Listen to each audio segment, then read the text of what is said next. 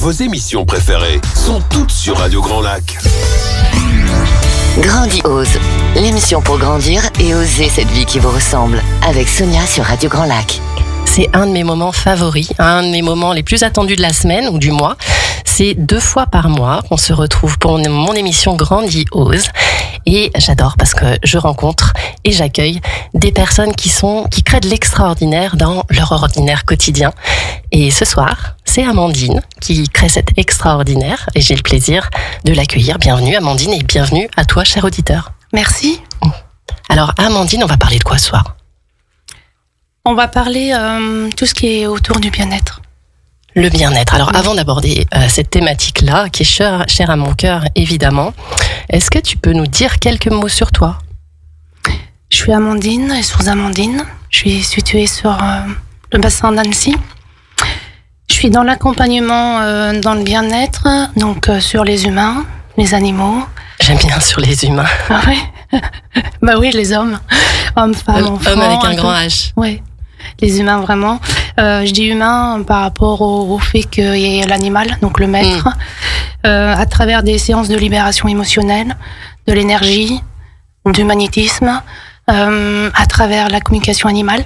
Ouais, on va revenir, je pense, sur tous ces termes parce que j'imagine qu'il y a encore des choses qui sont peut-être pas aussi accessibles ou compréhensibles en écoutant comme ça. Pour toi, c'est naturel. Oui. Pour moi aussi, mais pour certaines personnes, ça mérite d'être clarifié, je crois. Ok. Et puis l'environnement aussi, la géobiologie. Oui, ça c'est la dernière chose sur laquelle tu t'es formée et c'est très intéressant. Exactement. On y reviendra aussi. J'espère qu'on aura le temps de parler de tout ça parce que l'émission elle va toujours tellement vite, c'est assez incroyable. Amandine, avant de t'être intéressée au bien-être, alors peut-être que ça a toujours fait partie de ta vie. Que ça a été un fil conducteur, non pas forcément, je vois que tu fais non, du tout. T'as commencé par quoi ? T'étais prédisposée, on va dire, à quoi ? Plus jeune. J'ai travaillé en planification ordonnancement, donc dans un secteur c'est la logistique, ça. Ouais, voilà, la logistique. Où avec le temps, donc ça faisait plus de 15 ans que j'étais dans ce milieu-là. Ben voilà, ma vie professionnelle, elle stagnait. J'évoluais plus, enfin je trouvais plus ma place, puis ça donnait plus de sens à ce que j'aspirais. Tu m'as parlé de couture tout à l'heure, c'était après, avant ? Non, alors avant, c'était avant ça, c'était ma formation scolaire. Initiale ? Ouais. Après, les entreprises ont délocalisé, j'ai pas eu forcément de travail à la sortie de l'école, enfin c'était compliqué. Donc je me suis orientée à l'usine au départ. Oui, peut-être pas le plus simple. Le plus simple, quand on est jeune, 18 ans, je suis sortie de l'école. Et finalement, j'ai exploré, j'ai cheminé, j'ai pris de l'expérience. On m'a appris, je me suis formée également, donc en interne dans les entreprises, donc dans le milieu industriel, mais donc toujours attachée à la production. Mais au bout de plus de 20 ans, alors même un peu plus de 20 ans, j'ai aspiré à d'autres choses, vraiment quitter ce milieu-là. J'aspirais vraiment au bien-être. Je passais dans une période compliquée, donc 2015-2017, ça a été pour moi 2 années éprouvantes. Tu as perdu du sens à ce que tu faisais. Ouais, et puis il y a eu un élément déclencheur, le décès de ma grand-mère. Donc des blessures, des souffrances émotionnelles. T'étais très liée à ta grand-mère. Ouais, c'était ma marraine. Voilà, elle nous a beaucoup apporté et voilà. Mais c'est venu réveiller quelque chose. Alors ça a créé une blessure émotionnelle. Ouais. Du coup, on commence à employer ce terme-là. Une souffrance intérieure. Ouais, voilà, un cumul de tout qui a ressurgi. Donc je suis passée par une période de développement personnel pour aspirer à mon bien-être, à me libérer, tout ce qui allait pas, ce qui me bloquait, où j'étais pas bien en fait. Donc tu as eu le courage, on va dire, de faire face à cette blessure, à cet inconfort, à aller comprendre en tout cas ce qui se cachait derrière, parce que finalement, décès de ta grand-mère, ça masquait peut-être beaucoup d'autres choses en dessous. Exactement, ça a été l'élément déclencheur. Déclencheur avec vraiment d'autres... qui a provoqué, en fait, qui a réveillé d'autres chocs. D'autres vis-à-vis de certaines situations un peu plus jeunes, j'imagine. Ouais, c'est ça, exactement. Donc, t'es allée tout revisiter.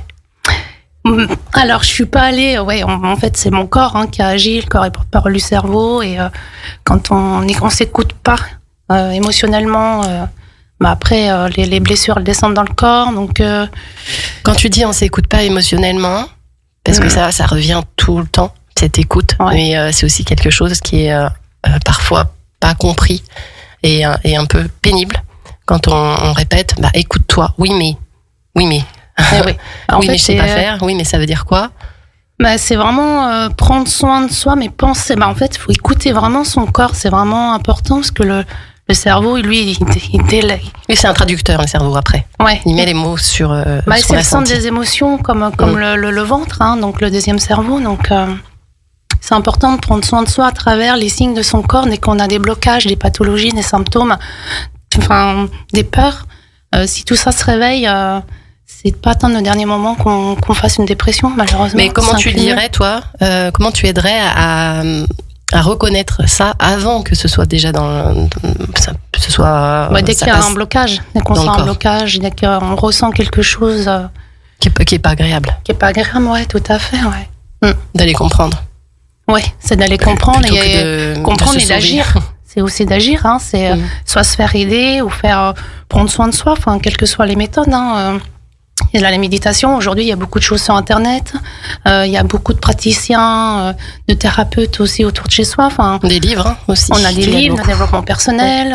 Il y a différentes méthodes. On n'est pas obligé d'aller forcément voir quelqu'un, mais déjà aller se balader, prendre du temps pour soi, faire du sport, méditer, la nature, peindre, faire des activités qui nous plaisent pour se décharger de ce trop-plein émotionnel, le quotidien aussi. On est maman, donc on est aussi multicasquette, on a cette charge mentale en tant que maman également, donc la maman et c'est ça, souvent ça peut être mais j'ai pas le temps de m'écouter. C'est ça. Je fais passer tout le monde avant. En fait, c'est une fuite en avant. Alors parfois parce qu'on veut pas affronter, on veut pas faire face, et parfois parce qu'on n'a pas le temps. Oui, mais le temps est une belle excuse. Mais tout le monde le dit, effectivement. Mais on peut pas accompagner les autres, on peut pas aider sa famille ou être auprès de ses enfants et son mari si nous-mêmes on n'est pas bien. Ouais, mais c'est tellement simple de faire semblant. Ouais. Inconsciemment, même pas se rendre compte et se dire non mais moi c'est bon, ça va aller. Ce qui compte c'est les autres parce que j'aime ma famille et si eux vont bien, moi je vais bien aller. C'est ça. Et on comprend pas que c'est l'inverse. Exactement. Ouais. Donc tu as fait ce chemin-là vers toi. Ouais. Tu t'es fait ce cadeau d'aller comprendre. Ouais. Et suite à ça, tu t'es dit, il y a quelque chose qui m'attend autour de ce bien-être. C'était vraiment révélateur de prendre soin de soi, où je me suis intéressée, donc je me suis formée avec les outils que moi j'ai utilisés, en tout cas qui m'ont. T'as commencé par quoi? La communication animale. Ah, c'est la communication animale. Ouais. Ok. Ouais. Bon, alors ça c'est aussi ça peut sembler très étrange. Bon, moi je me suis formée également parce que je trouve que c'est incroyable de pouvoir donner la parole à nos amis, nos animaux qui font partie intégrante souvent de la famille. Ouais. Mais ça peut paraître très perché pour certaines personnes, et pourtant c'est simplement se reconnecter à son intuition et puis et à ce qu'on ressent de l'animal. C'est ça. On ressent tout de l'animal, tout dépend des perceptions que chaque personne a, mais c'est vrai que ça met beaucoup en reflet l'image du maître. Oui, alors aussi. Et ça fait maintenant plus de 8 ans que je pratique, et avec l'analyse, les bilans que je fais, tous les cas que j'ai pu avoir, et il y a souvent donc ce côté émotionnel du maître que l'animal absorbe. Ouais. Donc lui, il a ses propres fardeaux, ses casseroles aussi, hein, mais il éponge ceux de sa famille, quoi. Mais ce que je trouve incroyable dans cette communication animale, c'est le fait que ça nous permet de nous connecter à nos autres sens et à sortir du cerveau, à hacker le mental pour plutôt revenir dans les sens qui sont plus ou moins forts chez soi. Tu parlais tout à l'heure ça dépend des personnes. Typiquement, pour quelqu'un qui est visuel, il peut y avoir des images. Quelqu'un d'autre, ça va être des mots qui peuvent venir. C'est ça. Mais se faire confiance. Des ressentis, oui, c'est pas évident. Surtout au début, quand on démarre. Oui, t'as démarré par ça. Ouais. Mais du coup, c'est vrai qu'ensuite, ça devient... ça fait le lien avec les humains, puisque tu utilises quelque part la même chose. Tu te connectes aussi aux personnes, à tes ressentis, pour pouvoir les accompagner. Oui, la communication animale m'a permis d'acquérir pas mal de potentiel intuitif, mais je le fais aussi à travers inconsciemment des personnes que je reçois, que j'accompagne. J'ouvre aussi, je le fais pas à chaque fois, mais quand on fait la communication animale, on ouvre d'autres portes de l'invisible. Ça, comme quoi ressentir les énergies, les entités, ça les émotions. Ouais, ça peut faire peur. Quand on dit entité, on pense tout de suite fantôme. Mais c'est ça, c'est une énergie. Qui sont, qui sont difficilement entendables. Ouais. Parfois, dans un monde très cartésien où le visible tient beaucoup plus de place que le subtil. Et c'est ça, ouais. Donc toi, tu ouvres des portes. Enfin, tu t'ouvres des portes. Tu t'es ouvert des portes. Je me suis ouvert des portes et je les utilise. Ouais, voilà. Parce que quand je reçois des personnes, ils viennent accompagner. Donc quand je les ressens, quand j'ai des images, des messages, je les passe. Voilà. Ouais, systématiquement, quand tu as quelqu'un qui vient en séance, il y a une personne de son entourage qui est là-haut, dans l'invisible, qui arrive. Et cette personne-là, c'est celle qui a un message particulier pour cette personne, ou alors simplement en soutien? En soutien, ça peut être tout. J'ai eu tous les cas. Ça peut être un soutien, ça peut être des messages, voilà, un parent. Et si la personne n'est pas du tout prête à entendre ça, n'est pas du tout dans cette orientation spirituelle, on va dire, comment tu procèdes? Je leur en parle quand même. Moi, je suis très authentique. Hein. Je leur dis qui je suis, comment j'accompagne également. Donc, j'en fais part dans mes accompagnements. Et alors, je dis, là, il y a quelqu'un. J'ai souvent des prénoms. Ouais. Ou alors des images. Donc, je leur décris. Est-ce que, voilà, ça vous parle? Est-ce que ça donne du sens pour vous? Et c'est là qu'on me dit oui. Alors là, après, la personne, elle se le dévoile un peu plus. Et puis, j'ouvre un peu plus mon canal.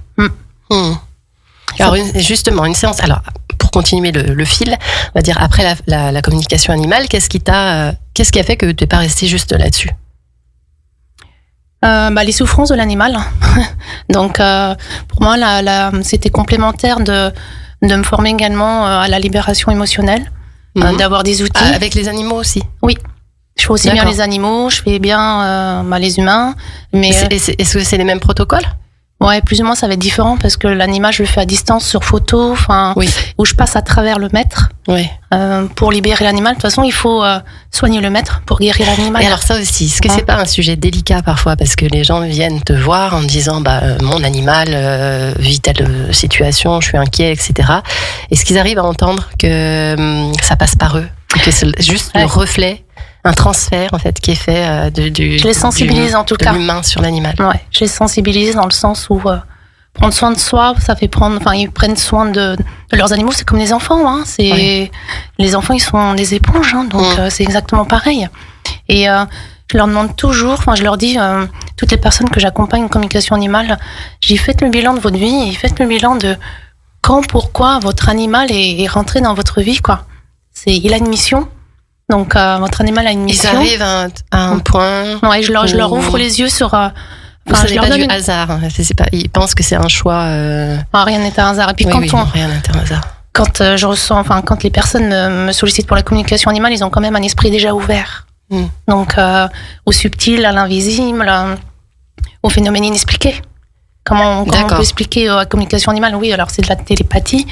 Donc déjà, ils ont quand même une approche d'ouverture. Donc c'est pour ça que je vais un peu plus loin sur le fond pour vraiment les sensibiliser, passer un message et. Oui, il y a une approche d'ouverture, mais ensuite c'est quand même autre chose que d'avoir l'impression que d'un coup on se met à nu parce qu'on pensait parler de l'animal, puis au final on réalise que ça peut toucher les blessures du gardien. J'aime bien parler de gardien ou gardienne plutôt que l'animal en lui-même. Ça, mais je leur explique avant de communiquer avec l'animal. Voilà, moi je leur explique un petit peu mon fonctionnement et je vais rentrer quand même dans votre activité, dans le sens où l'animal me dit ce qu'il veut, mais il va aussi me faire ressentir des choses qui ne lui appartiennent pas. Ça sera à eux d'interpréter, d'identifier vraiment à qui ça appartient. Donc ça peut être à l'animal, à son propre animal ou à eux-mêmes.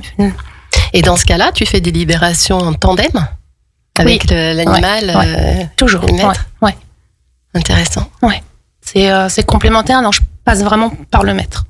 Alors si je fais du magnétisme, du soin énergétique, donc là on est sur une autre approche, mais pour moi c'est important de passer par le maître, d'abord par le maître, avant d'agir sur l'animal. Mais quand tu fais à distance pour l'animal, tu fais à distance pour le maître aussi? Non, le maître. Non, dans ce cas-là, tu lui expliques ce que tu as ressenti, ce qui se passe, et tu lui proposes de venir faire une session. Ouais, c'est ça. Ou envers moi, ou envers qui il veut. Hein. Après, voilà, ils sont libres. Hein. C'est un engagement de leur part déjà. C'est vraiment les sensibiliser, qu'ils prennent conscience qu'il y a un mal-être chez eux profond qui est ressorti, et Après, ils en font ce qu'ils veulent. C'est vraiment à passer vraiment ce message-là. Oui, en fait, c'est les aider à prendre conscience. Et après, c'est comme pour tout, on décide de le changer ou pas. C'est ça. Chacun est libre. Chacun est libre. Et le magnétisme, c'est arrivé comment ? C'est quoi le lien encore ? Alors, c'est pareil. L'élément principal, c'était vraiment la communication animale qui m'a ouvert beaucoup de perceptions, dont le magnétisme. Magnétisme, si tu devais expliquer de manière simple ce que c'est, comment tu le traduirais ça ? C'est d'utiliser les énergies du ciel et de la terre, de Gaïa, de l'amour et de la lumière, à travers toute l'intention que je vais émettre. Il y a des protocoles aussi, donc je me suis formée pour avoir au moins une base, pour avoir au moins la base. Pendant et l'après aussi, de me nettoyer, ça c'est important. Et à travers ces intentions, alors après, on y croit pas, mais j'en pratique de plus en plus et les effets sont là. Donc, et j'appelle vraiment les énergies christiques, les énergies mariales, donc tout dans le cœur. Et ça, c'est le plus important, c'est vraiment le fil conducteur de l'amour et de la lumière. Et le magnétisme, tu le pratiques par rapport à quoi ? Ça peut être des blessures. Est-ce que des blessures physiques, typiquement, c'est des choses qui peuvent être adoucies ? Ça peut apaiser. Oui, ça apaise. Après, ça ne remplace pas toujours consulter un médecin, évidemment. Exactement. Mais en parallèle, avoir une séance de magnétisme, ça peut ramener quelque chose de différent. Ça va apaiser. J'ai fait les kystes sur ma chienne. Le médecin m'a dit elle a un kyste sur le dos. Ok, donc je l'ai magnétisé. Je l'ai fait 2 fois, mais elle a plus de kyste.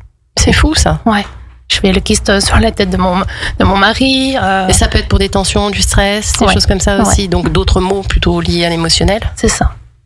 Donc le stress, le surstress, ça va être également des blessures. Donc j'ai fait un zona, de l'urticaire, de la varicelle. Et quand c'est traité, ça revient plus. Après, on est sur la partie émotionnelle. Ça dépend de la profondeur. Parce qu'on sait qu'on a des couches et des couches à enlever. C'est ça. À approfondir. Donc ça dépend à quel point. Il y a toujours l'émotionnel. Voilà. La maladie n'existe pas. Elle est créée par les émotions, par les pensées. Oui, les nœuds énergétiques ensuite. C'est ça. Donc il s'agit de dénouer, tout ça. C'est un ensemble. Après, quand c'est allé trop loin, c'est aussi important d'aller compléter avec peut-être des médicaments, des choses comme ça, des interventions chirurgicales. Oui, ça c'est important quand même. Pas bannir. Ça ne remplace jamais. Non. J'insiste parce que parfois on croit. Alors parfois oui, comme tu parlais de kyste, mais quand c'est allé trop loin, la médecine traditionnelle est requise. Ah oui, c'est important de garder quand même ce fil-là. Après, on vient en complément. On est vraiment pour renforcer, apaiser, soulager. Voilà, les effets indésirables, ce genre de choses. Je fais un accompagnement d'un petit garçon qui a un cancer. Là, c'est pareil, je viens l'apaiser pour les effets indésirables, mais je vais pas lui soigner son cancer. C'est vraiment Amandine, on va faire une pause musicale et puis je te propose qu'on se retrouve après pour continuer ce fabuleux échange. Merci. Sur les bords du lac du Bourget, la radio autrement. Radio Grand Lac. Grandiose, l'émission pour grandir et oser cette vie qui vous ressemble. Avec Sonia sur Radio Grand Lac. De retour dans l'émission avec Amandine. Si tu n'étais pas là, cher auditeur, pour la première partie, eh bien Amandine a eu un parcours qui est passé de la logistique, planification à de la communication animale, pour les animaux évidemment, et le magnétisme, l'énergie, l'accompagnement pour les humains et les animaux. Donc, toujours dans ce bien-être en fait. Humains, animaux, peut-être aussi végétaux, je ne sais pas. Oui, ça peut. Aujourd'hui, j'en ai jamais eu l'occasion, mais oui. Tout ce qui est sur le vivant, finalement. Tout ce qui est sur le vivant. Alors, on rigolait pendant la pause musicale parce que je lui disais, oui, pour le magnétisme, on sait qu'on a tous cette faculté à pouvoir magnétiser. Et on parlait de la manière de faire. Qu'est-ce qu'on peut essayer pour sentir qu'on est capable. Ouais. C'est tester tout simplement 2 verres d'eau. Un qu'on magnétise, l'autre pas, on y met l'intention. Et c'est de le faire goûter à une personne qui ne sait pas quel verre est magnétisé et voir le ressenti. Et quand tu dis magnétiser, ça veut dire tu prends le verre et tu mets tes mains. Ouais, tu mets tes mains autour du verre et tu mets l'attention de l'amour, de bonnes qualités, enfin vraiment l'amour et puis tu verras, donc tu laisses, je sais pas, de 3 minutes un petit peu. Et après, tu goûtes et le verre non magnétisé et le verre magnétisé. Enfin, tu verras une différence. Et tu me partageais ça avec le vin. Avec le vin, ouais. Ouais, une petite anecdote. C'était au début où on avait appris à magnétiser. On était allé manger au restaurant, puis on avait pris une bouteille de rouge là avec le fromage et le vin était pas top. Mon conjoint s'est dit viens, on va le magnétiser. Donc il a magnétisé parce que mon conjoint magnétise. Oui. Mais on l'a tous, on est d'énergie, donc on a. Oui, mais après on y croit ou pas. Ouais.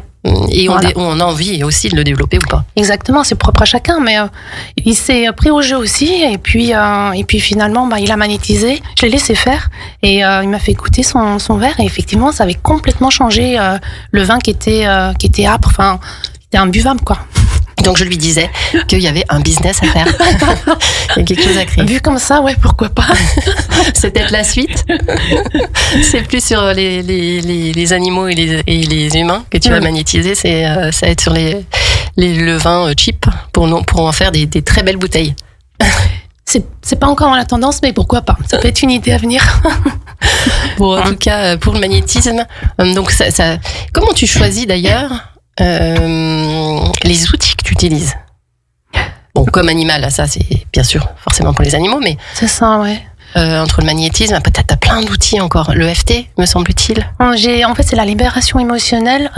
Ça va être un condensé de plusieurs pratiques holistiques. Donc, je veux pas parler dans la technique. Holistique, parce que ça aussi, on le voit partout. Mais c'est quoi pour toi holistique? Ouais, inexpliqués, c'est vraiment des phénomènes inexpliqués. Enfin, il y a des outils qui sont pas palpables. Ouais. Là encore, on parle d'invisibles. Ils sont pas palpables, mais en fait, il y a des techniques, il y a des protocoles. Donc, en faisant des mouvements des yeux, en mettant l'énergie, l'intention, le représenté visuel, les ressentis. Enfin, c'est tout un condensé. Il y a pas mal de visualisation. Ouais. Et les mouvements oculaires. C'est ça. Effectivement. Ouais. Et on va parler en énergie. On est constitué vraiment d'énergie, hein, donc on est vraiment sur de la science. Tout comme là, je vais parler de l'environnement.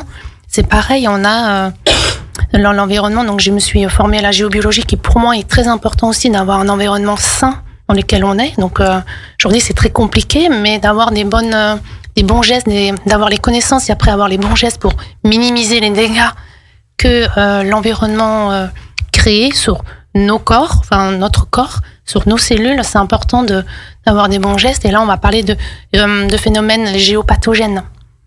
Géopathogènes, ouais. Oui, donc ça, on peut comprendre que c'est ce qui peut développer des pathologies. C'est ça, des symptômes.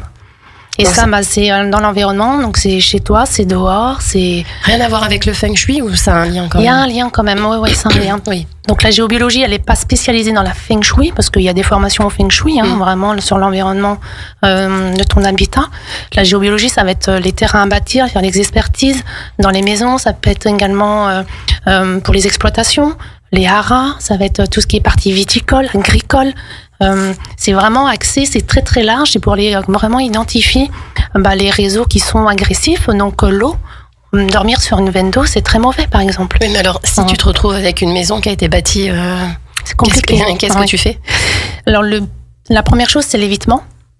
Après, quand on peut pas faire l'évitement, c'est trouver d'autres solutions, mais c'est compliqué. Ça peut expliquer des troubles du sommeil. Exactement, insomnie, troubles du sommeil, l'énurésie, les excroissances. Qu'est-ce que c'est que tout ça? L'énurésie. L'énurésie, c'est les enfants qui font pipi au lit. Ah bon? Oui, l'énurésie, ouais. Ça peut d'accord. Pardon, j'avais pas compris. Ouais. Donc oui, et ça, on n'y pense pas, mais oui, après les migraines, on en a fortement à cause de l'eau. Donc aujourd'hui, tu proposes des diagnostics. C'est tout nouveau, hein, tout ça. Alors c'est tout frais, ouais. Ma certification, elle est en cours et oui, c'est vraiment. Je propose des expertises, que ce soit à la maison, donc ça va être vraiment le lieu de vie, le salon. C'est là où on est positionné le plus à la maison, les chambres, le lit et le cabinet ou le bureau, quoi. C'est vraiment de ces lieux-là qui vont être expertisés principalement et de comprendre un petit peu s'il y a des agressions. Et c'est de modifier les meubles ou transvaser les chambres ou des fois c'est pas évident. La déco intérieure. Oui, c'est pas simple. Après, on en a connaissance et on peut comprendre. Si quelqu'un a un cancer, s'il y a des tumeurs, ce genre de choses. Il y a des maisons. Il y a des maisons à bébés, il y a des maisons à cancer. Il y a aussi la mémoire des murs, il y a la mémoire du sol. C'est très large, c'est très vaste. C'est quand même inquiétant tout ça. Ouais. Ça fait beaucoup. Ouais. Moi, quand j'ai fait ma formation, j'ai pris peur. J'ai dit, oh là là. Et quand j'ai fait ma formation, après, on devait aussi s'entraîner à la maison. Bah, j'ai complètement changé. Enfin, j'ai beaucoup changé de choses. Et même mon conjoint me dit, ouais, mais arrête. Je dis, non, mais. Voilà, il ne faut pas que ça devienne non plus obsessionnel. Non, mais bien il y a sûr des améliorations qui peuvent être créées. Mais ça veut dire que c'est des choses à prendre en compte aussi quand on veut construire une maison. Oui, ah oui. Principalement, une expertise de terrain avant de construire la maison, ça peut être très intéressant. Tu es en capacité de le faire aujourd'hui? Bien sûr, ouais. Tout à fait, ouais. Comme une source d'eau, tu veux creuser, faire un puits, ou un forage, là, pareil. C'est sourcier, quoi. Voilà, pareil, ouais. Ça me donne accès à ça. Oui, donc en fait, c'est ça qui compte pour toi. C'est ce que tu lui exprimais au départ, le bien-être dans toutes ces sphères, en 360, on va dire. C'est ça. C'est-à-dire intérieur, extérieur, et du coup, environnemental. C'est ça. Et les animaux. Parce que pour moi, c'est aussi important. Oui. Ils subissent aussi, ils sont comme nous. C'est juste l'enveloppe qui change. Ah ben, finalement, eux, on leur a pas vraiment demandé leur avis, puisque quand on les prend, on choisit. Alors même si je pense qu'on se choisit mutuellement, évidemment, comme les enfants. Mais en tout cas, c'est vrai qu'ils n'ont pas la parole. Donc, ils peuvent ressentir probablement des choses que nous, on ressent pas, puisqu'on est hyper connectés à tout. Ouais, c'est pas probable. C'est pas probablement, c'est sûr qu'ils ressentent tout. Même le monde invisible. Oui. Et même tout ce qui est agression. Non, ils ont un potentiel. Quel que soit l'animal, de toute façon, ils ressentent tout. On le voit parce que si vous avez des animaux chez vous, vous devez probablement voir quand il y a des comportements qui sont un peu différents, où ils sentent la venue de quelqu'un. Ça, c'est assez fabuleux. La personne n'est pas encore arrivée, que le chien est déjà à la porte. Ouais.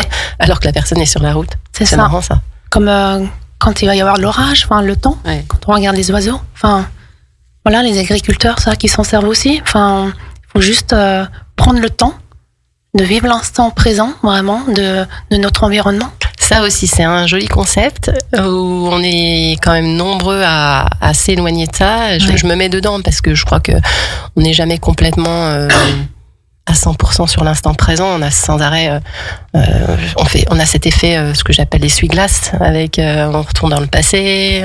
Le passé, il est sur notre dos, le passé. C'est ça le problème, c'est que le passé, il est omniprésent, il est dans le présent même. Il a construit notre présent. Oui. Il a construit notre présent. Mais après, c'est très intéressant quand on s'en sert du passé, dans le bon sens du terme. C'est-à-dire qu'il nous permet d'ouvrir des portes, d'avoir des clés de compréhension qui nous ouvrent sur des changements. Pour avancer, Par contre, quand il devient un fardeau, un blocage, là, on ne fait que recréer le même présent qui provient du passé et en boucle. Et quand on a envie d'aller dans une direction différente, là, il est nécessaire de s'en détacher. Que ce soit d'ailleurs transgénérationnel, parce qu'on n'a pas vraiment parlé, mais toi, tu agis là-dessus aussi finalement. La psychogénéalogie, j'ai un accès à la psychogénéalogie en faisant son arbre généalogique. On est porteur des mémoires du clan. Donc du coup, on a déjà toutes ces mémoires au quotidien, donc de la naissance à aujourd'hui.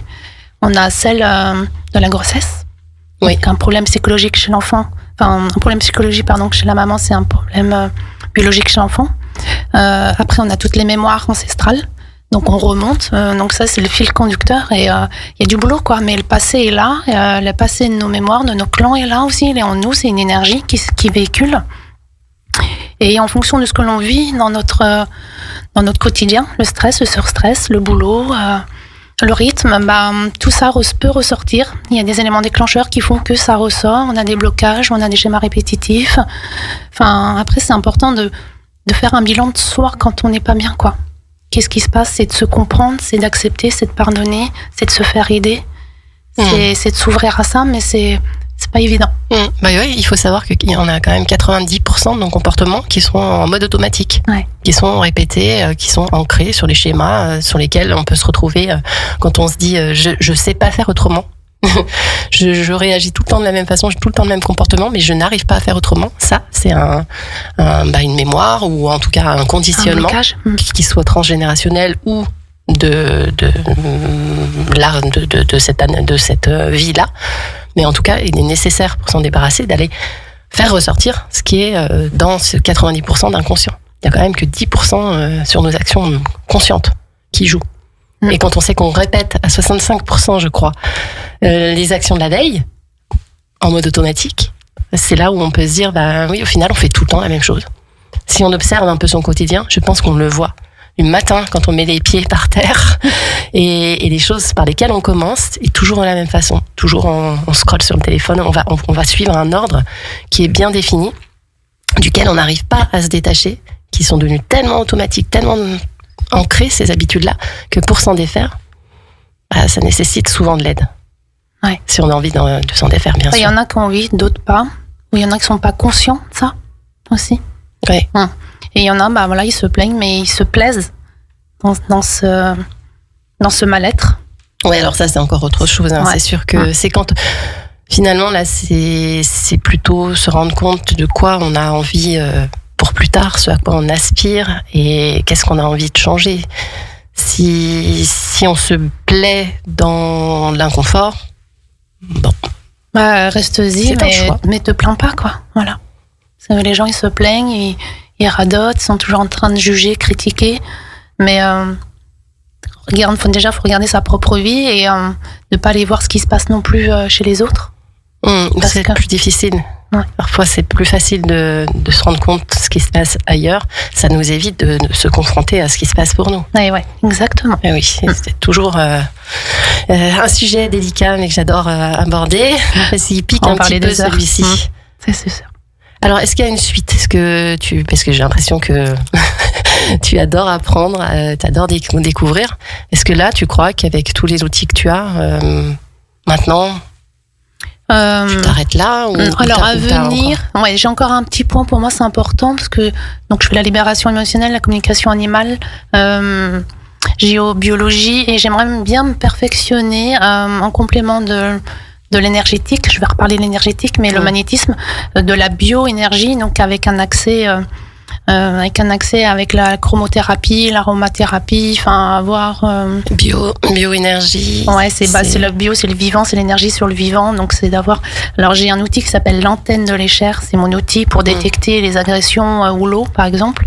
Aujourd'hui, on a des baguettes de sourcier, les Handmaster. Mais là, moi, mon outil, c'est l'antenne de l'échelle. J'ai été formée à l'école française de géobiologie. Et la bioénergie utilise cette antenne avec des longueurs d'onde. Ça, tu mesures en fait. Ouais, il y a une mesure. Et il y a une fourchette dans laquelle, si l'espace est sain, tu te situes. Ouais. Si c'est au-dessus ou en dessous, d'ailleurs, je sais pas comment ça fonctionne. En fait, chaque longueur d'onde, en fait, c'est comme une réglette, comme une règle. Et en fait, il y a des longueurs d'onde qui ont été mises en place, qui ont été. C'est Alain Deluisan qui a fait ça, qui est créateur et fondateur de l'école française de géobiologie, qui a étudié toute sa vie.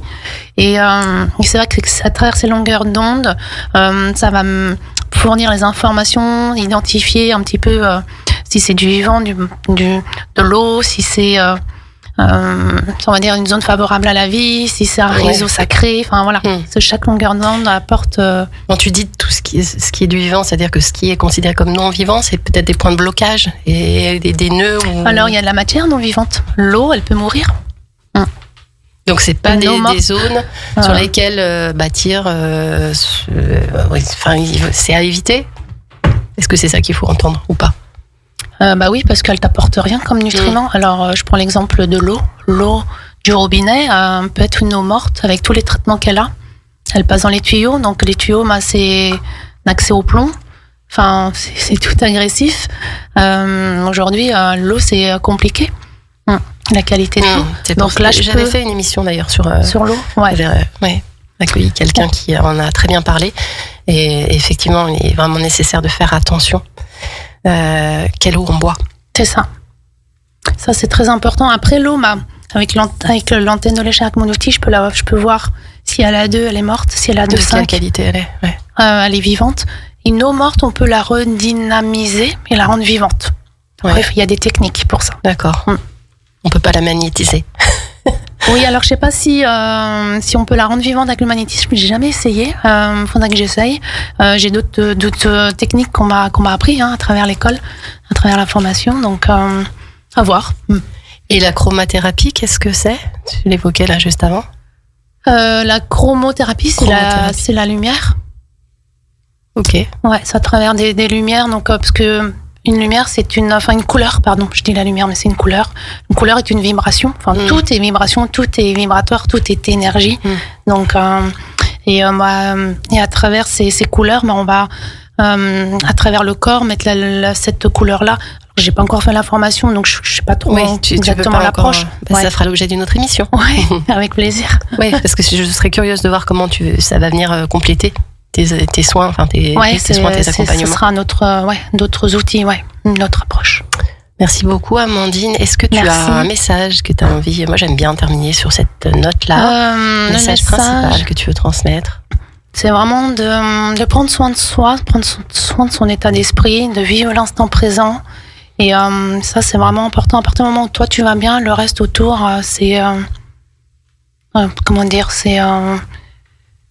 C'est logique, ça coule de source. Ouais, faut vivre. C'est une conséquence. Ouais, d'être bien. Vivre plutôt que survivre. Oui, tout à fait, ouais. Où est-ce qu'on te retrouve, Amandine, pour les personnes qui sont intéressées d'en savoir plus? Sur les réseaux sociaux, bien sûr. Alors les réseaux sociaux, Instagram, un peu Facebook. J'ai mon site internet, Les Sources d'Amandine, et je suis située sur le secteur de la BAM de Sillingy, exactement, où j'ai mon cabinet. Super. Merci beaucoup, en tout cas. Merci à toi, Sonia. Merci, cher auditeur, de nous avoir écoutés. Tu pourras retrouver le podcast d'ici quelques jours. En attendant, surtout, reste bien à l'écoute, puisqu'il y a C'est local et c'est bon à 18h avec Eve. Et nous, on se retrouve dans... Ah, mais non, je suis en vacances. Ce sera la pause estivale. On se retrouve le 1er septembre. Très belle soirée à tous.